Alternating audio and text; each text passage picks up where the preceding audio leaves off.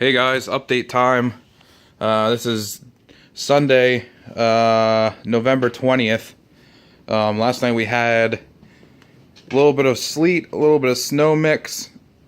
I think Saturday, Dyno Day, was probably between 65 and 70 degrees, I'd have to say. And within 8 hours, it went to 35 degrees and snowing. So that's what you get for living in Pennsylvania. But anyways, I'm sure by now most of you have seen some of the hits on the dyno and the burnout video, but I just wanted to make a quick post about, my whole experience at this point with the car, and just what I plan on doing going forward. Anyways, so as you saw in the videos, it made close to 450 wheel horsepower and just shy of 500 foot-pounds of torque. The thing lights so instantly. I love it. Like, it's just so great. I didn't have any issues going over to the dyno. I took the car on the highway. One thing I was a little nervous about was balancing of the drive shaft and having some weird, vibrations or whatever. But I didn't have anything like that. One thing I did notice that my hearing is terrible. For people that know me, every year that goes by, like, I just lose so much hearing, and I'm probably I hate to even admit this, or, I mean, not that it's a big deal or anything, but for me it is a big deal, but probably on my way to having hearing aids or something like that.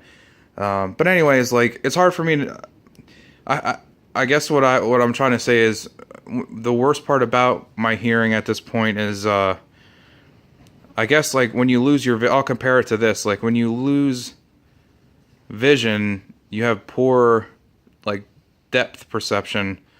When I lose my hearing, I can't tell where a sound is coming from. Like, I can't tell if it's coming from the left, the right, the front, or the back. Like, it's just very hard for me to comprehend where any type of audio is coming from. So, I just another challenge in my life that I'm going to have to overcome at this point. But anyways, getting back to what I was talking about, I don't know if the trans gears in any way are noisy. Like, I know my TH400 and my Gremlin was noisy, like, first and second. I think one of them was, like, straight cut, non-helical coil, or non-helical cut. So I don't know if it's the trans, because I'm sitting real close to the trans, or, and there's a huge, basically, hole under the shift boot, or the rusty pinion gear that or actually the rusty ring gear. The pinion was okay. That came in my 8.8 is noisy. I'm just having a hard time. I mean, I really could care less whether it's either. It's just something that I noticed. But like I said, no weird vibrations, which is awesome. One thing that I just keep, like, gloating about is, I was on Route 22 yesterday. For those who know the Lehigh Valley area. It's basically like a main artery in this area, and you could stretch your legs on it a little bit. I was in the car doing about 65 miles an hour, and according to my ultra gauge, I was like at 1950 RPMs. It's just like a dream boat. Like, you put the thing in overdrive, and the thing is just cruising, man. It's freaking great. Whereas my Gremlin was three speed TH400 with when it first started out, I think it was a 373. So you go on any type of highway, and it was just freaking screaming. It's nice to have overdrive, is I guess what I'm getting at. But anyways, Yeah, super stoked about the car.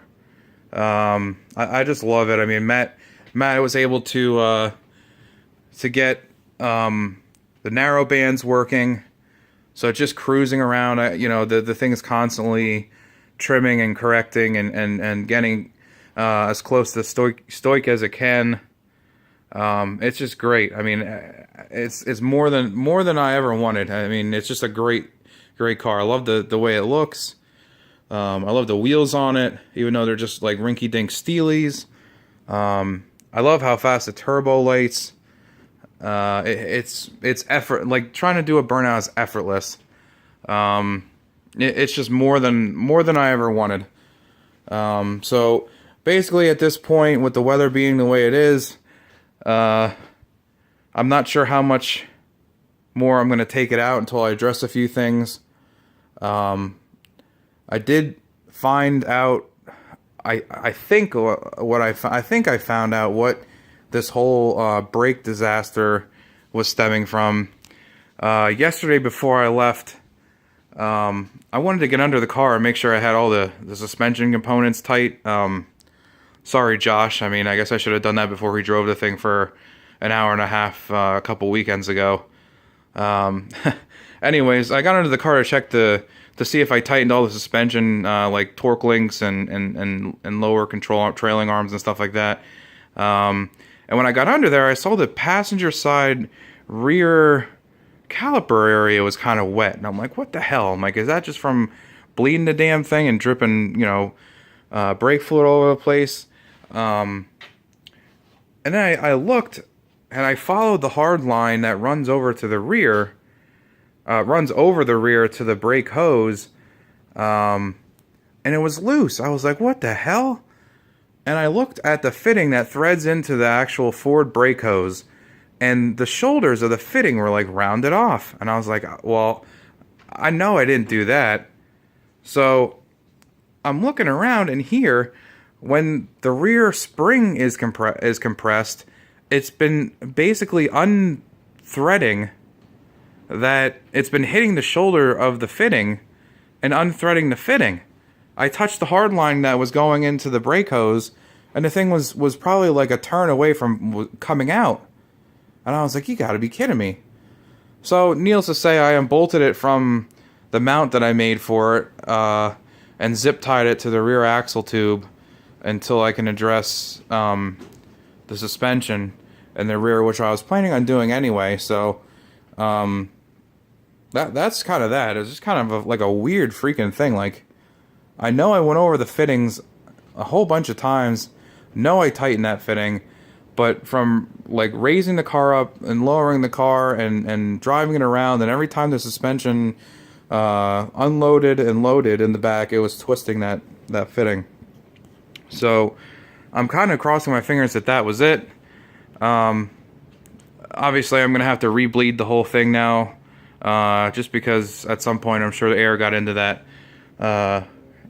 leak there. So kind of weird. But anyways, that's pretty much where I'm at now. Super happy about the car. In the springtime, I'll have it cleaned up a little bit. There's still some stuff I want to do to the interior, like replace all the broken plastic bits that Volvo is known. They get so brittle and just crack. And I have a coolant leak somewhere. That really isn't that big of a deal. It's just a drip every once in a while, and I think either my trans pan gasket is weeping, or my cheapo eBay dipstick tube is leaking. Again, I get a small little drip on the floor every once in a while. But other than that, the thing drives great. It just, I can't say enough about it. I mean, it's not a powerhouse car. I never wanted it to be a powerhouse car. I just wanted to be able to get in, key it over, and just drive it like my LS pickup truck. You know what I mean? Like I don't want to have any worries about it. I just want to be able to get in, key it over, and just drive. So at this point, that's where I'm at. I'm so happy about it. Super stoked with the results. I have some few seasonal plans that I have in mind that I kind of want to make videos about, but we'll see what kind of time I have to do that. Next step is probably cleaning my garage up. It's just a disaster here, so that's kind of next on my list. But you know, at the end of the day, like I said, I'm so happy with it. So I won't keep rambling on. I just wanted to give you a 10-minute update of how it went. And like I said, I'm sure all of you saw the videos yesterday. And again, I appreciate Matt and Matt's wife, you know, for taking time out of their day to help a whole bunch of car people out.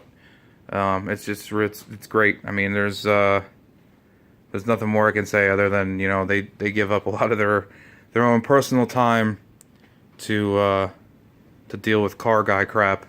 Whether it's me, whether it's you know, somebody else. It's just constant. You know, I'm sure his phone just doesn't stop making noise. You know, I probably want to snap it in half like a Kit Kat bar. But anyways, thanks again, and stay tuned for more updates and some more videos. I have a few things in mind, and just stay tuned. Thanks, guys. Have a great holiday. And we'll see you soon. Thanks again.